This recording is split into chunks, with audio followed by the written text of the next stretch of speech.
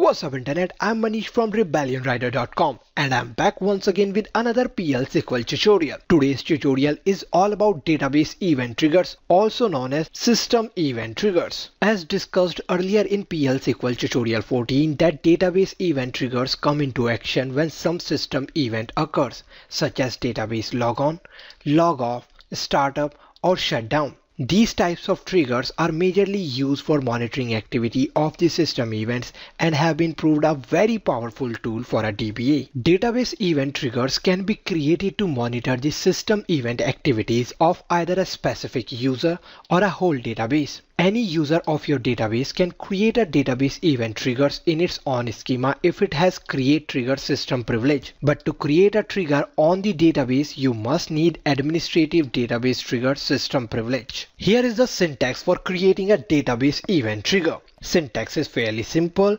In the beginning, we have keyword create followed by clause or replace, which is optional and come in handy when you want to alter the definition of already created trigger, followed by another keyword trigger, which specifies the type of object you want to create. Then we have trigger name, which is user defined, which means you can give whatever name you want. In the second line, we have keyword before and after, which specifies when your trigger will fire, followed by database event, which could be either log on, log off, startup, shutdown or server error. Followed by database event, we need to specify where you want your database event trigger to work. Is it either a specific schema or the whole database? Next we have the execution block with the database event trigger, which will define what exactly this trigger will do when the respective event occurs. As now we have seen the syntax and discussed all the necessary theory, so I guess it's time to write some code and see some examples.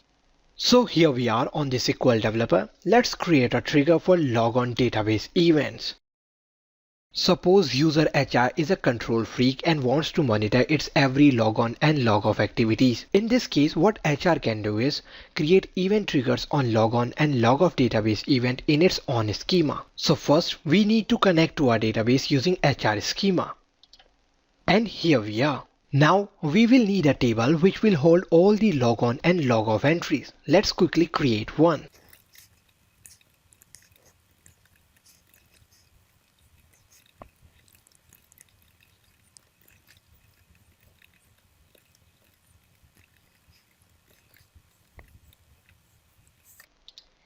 So our table is created successfully. Let's close this output screen.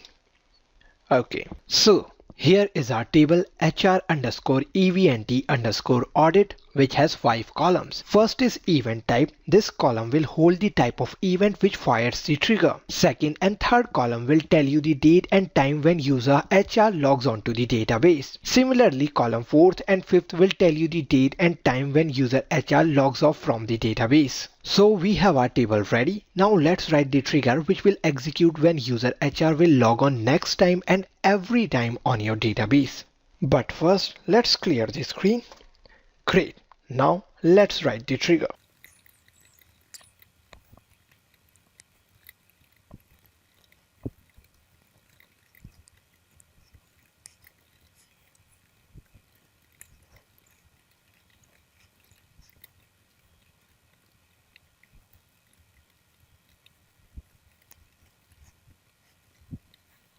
So here is our database event trigger HR_LGON_audit, which will execute after the user logs onto the database. This is a schema level trigger, as this trigger is specifically designed to work on a particular schema in which it is created, which in our case is HR schema. Next is the working part of the trigger, where we have insert statement which will execute every time the HR user logs on to the database and insert a row into the HR_EVNT_audit table. Let's see how we are inserting the respective values into the underlying table and what are the functions we used in this insert statement. First function is aura_sysEvent, which is an event attribute function which will return the system event which will fire the trigger. Using this function, we are inserting value into our column which is event type. Next function is sysDate. This function returns current date and time of your system, and we are using this function for populating the logon date column of our table.